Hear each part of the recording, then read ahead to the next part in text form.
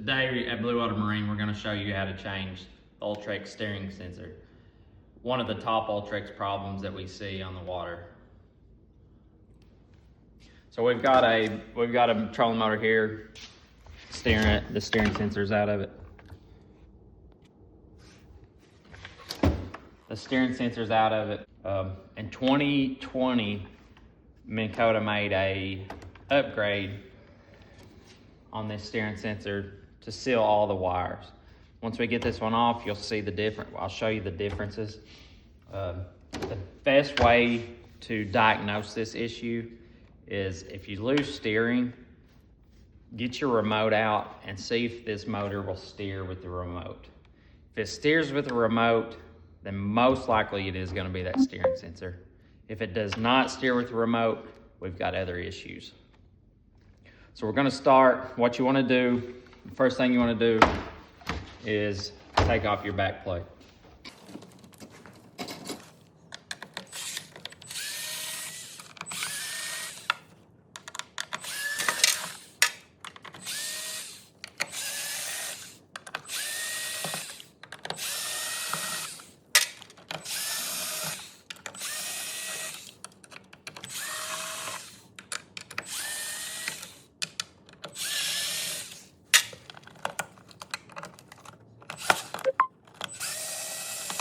One thing to note that these screws are different than the other screws.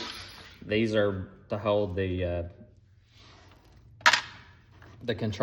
main control board to the backing plate. Just remember that. Of course, with these are rusted, so you will know which ones they were, but just keep an eye on that when you're going back. As you can see, we've got all kinds of issues with this one, but we're going to be showing you how to change the steering sensor. So once we get our back cover off, you're going to see this pin here. This pin holds your rocker on. So you want to knock it out because that steering sensor is up under it. So what I got, so you always take you a punch or a screwdriver that fits in there and knock it out. Sometimes it's very hard, so it may take some pressure. That one wasn't terrible, so you get it that far, you can usually take your hands and get it out the rest of the way. So you got your pin out, and then you can fold this over, and you can see the open wires compared to our new steering sensor with the sealed wires. So the steering sensor has 4 screws holding it. What I like to do is I like to go ahead and take them out.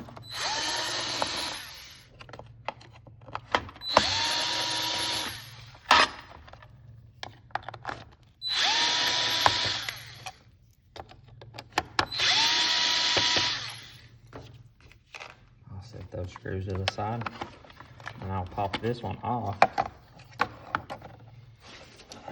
And then I will go ahead and set this one.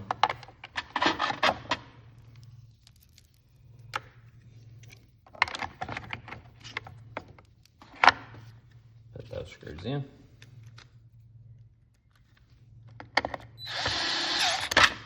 I like doing this so I can put my clips back to where the old ones was. Just be careful when you're tightening these. You don't want to tighten them too tight because you will crack that plastic.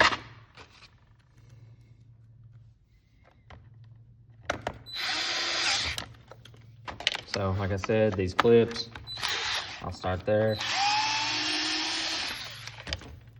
I'll go ahead and remove that.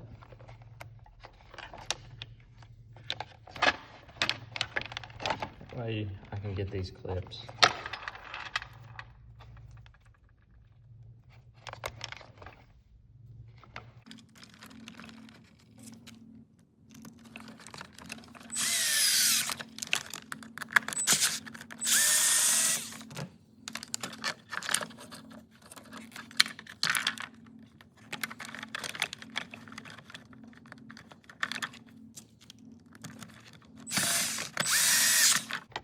got this one wire zip tied to it. So you want to cut that free. And I will go ahead and zip tie it back. Your kit will come with a zip tie.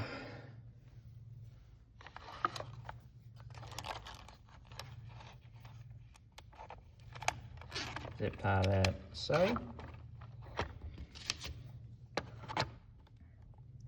And cut your excess. So now we've got that all placed. I will flip the pedal back over.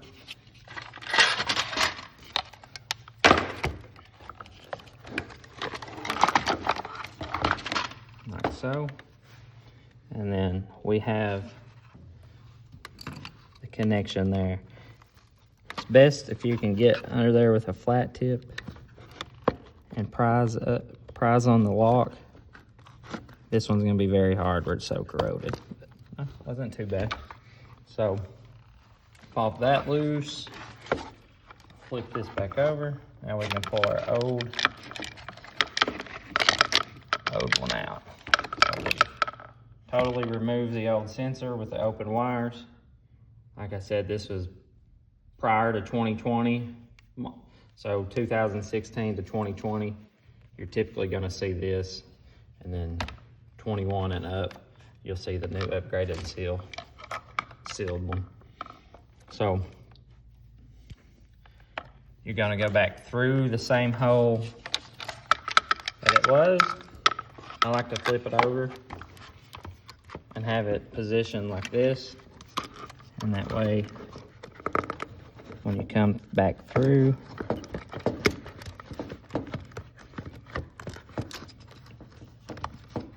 with your wire, and then you will connect. So we got all that. And one thing you do have, I got very lucky on this one. You got to be very careful. A lot of times when you're maneuvering this around, this wants to come out. As you can see, there's a set screw there that adjusts your depth of your steering. Always put that back. You can tell where that depth screw's been there, and you want this nipple side up. That is what causes this steering sensor to engage when it feels that pressure. We've had a couple calls where this got knocked out and didn't get set back correctly, and come to find out that was the issue. Same here. This one can fall out. So when you're going back with this, just make sure that those two nipples are faced up. So what I like to do now is I'll turn my pedal over, and you will have to match the holes up. A lot of times you can look where it, like right there, it's trying to pop up on us. There we go.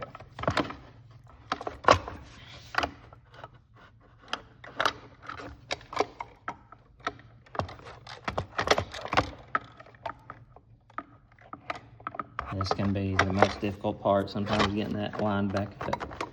So what I'll do is I'll keep aligning it until I see daylight on either side.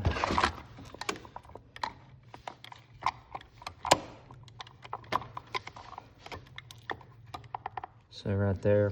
So at this point, when I see that daylight, I'm going to take me a Phillips screwdriver, set it like that. That way it aligns it. And then I will take my pin. Just remember, you can see the corrugated. You can see how that pin's corrugated there. That's the side you want to drive back in. So this side will go in, and you'll drive it by hitting this side. So I'll get it started. Typically like to start it with my hand until I can't anymore. So you can see the screwdriver moved. It tells me that it's aligned, and I'll barely drive until it. And you can usually tell you got it set because there's no excess play. So we got our foot pedal set back, and we've got our new one connected here. And then all we got to do is go back with the plate. I start with the control board screws, because a lot of times you'll have to take a little screwdriver like this to align them. And if you, on this part here, you do not want to use a power tool. These will break very easily. Always take them with a hand driver.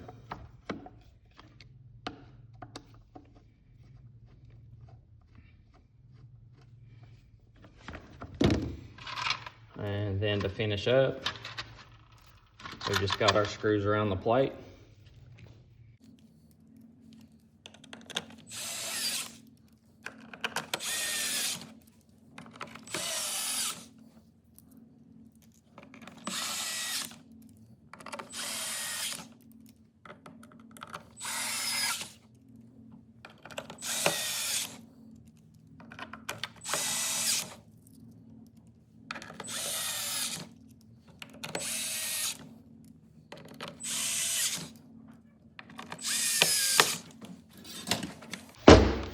Once you got that, this motor would be back ready for the water.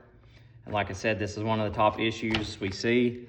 And if you do have a motor older than 2020, I would highly suggest going ahead and changing that steering sensor, because it's not if it's going to leave you stranded, it's when it's going to leave you stranded. And like I said, the best way to diagnose it, take that remote out. If you don't have a remote, use the iPilot app and see if it turns with your remote. If you liked what you've seen here today, please like and subscribe our channel, and thanks.